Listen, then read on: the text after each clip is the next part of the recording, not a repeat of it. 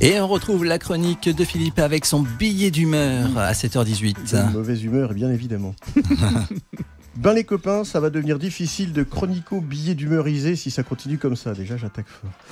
Qu'est-ce que j'apprends? Le Sénat est en train de faire passer des amendements en loose day pour créer une sorte de délit de dénigrement. Alors évidemment, c'est d'abord en direction des journalistes et de la presse en général, pas forcément pour d'obscurs chroniqueurs comme votre serviteur. Mais bon, on ne pourra donc plus dire, objectivement bien sûr, tout le mal qu'on pense d'un élu ou d'une entreprise et de ses dirigeants sans risquer d'être condamné.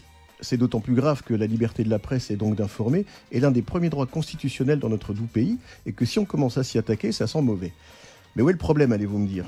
Eh bien le problème, selon un avocat spécialisé entendu hier matin sur le sujet, ça veut tout simplement dire que si jusque maintenant cette liberté était protégée par la Constitution, il sera donné à un juge de décider s'il y a délit et donc poursuite et condamnation avec un risque d'arbitraire non exclu. Et par là même, possibilité d'une jurisprudence dont on peut imaginer les conséquences. J'avoue que ça fait un peu frémir tout ça. Quand on regarde un peu ce qui se passe partout dans le monde, on ne peut s'empêcher de penser que finalement, on n'est pas forcément immunisé contre tout un tas de choses. Exemple, les grandes crues et inondations. Ça peut pas arriver sous le climat, voyons. En Inde ou dans les pays pauvres, c'est pas pareil, puis c'est loin, puis ils sont pauvres. Je veux pas dire, mais il y a un an et quelques jours, c'était les torrents de boue et d'eau sur la Côte d'Azur. Vous allez me dire, oui, mais là, c'est la météo, on n'y peut rien. Oui, on sait bien que l'homme n'est pas responsable du réchauffement de notre planète. Bon, alors parlons d'autre chose. Il y a des années, on se disait que quand même, les campagnes à l'américaine qui sont démesurées, qui coûtent des fortunes, c'est pas chez nous que ça se verrait. Chez nous, un bon débat télévisé, 2 ou 3 serrages de louche sur le marché et au bistrot du coin, une belle affiche avec un candidat au beau sourire et au beau costume, et hop, c'est plié. Ok, on parle de Big Malion ?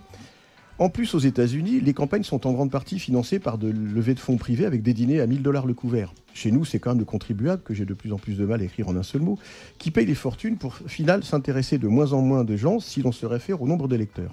Il n'y a qu'aux États-Unis qu'on pourrait être assez con pour élire un Donald Trump comme chef de la première puissance du monde. Ah ouais, et chez nous, il y a encore un tas de gens qui sont prêts à voter pour cette tute de bip. Et voilà le travail. Si les amendements dont je parle passaient, en gros, on ne pourrait plus rien dénigrer sous peine de condamnation. Donc on mettrait des tutes et des bips partout. Ça sifflerait pire qu'un sonotone. Et l'inquiétant quand même dans tout ça, c'est que ces amendements sont présentés conjointement par un sénateur de droite et un de gauche.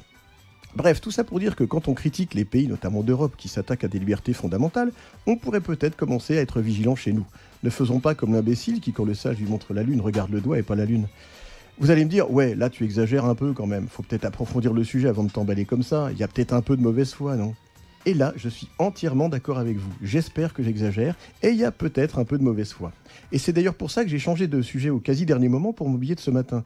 J'avais tout d'abord prévu de passer mon humeur à propos de la validation par le Conseil d'État du permis de construire de l'extension des cours de Roland-Garros, au détriment des Sœurs d'Auteuil, pourtant classées au monument historique. Avec sûrement, n'en doutons pas, d'excellentes raisons et beaucoup de mauvaise foi de ma part.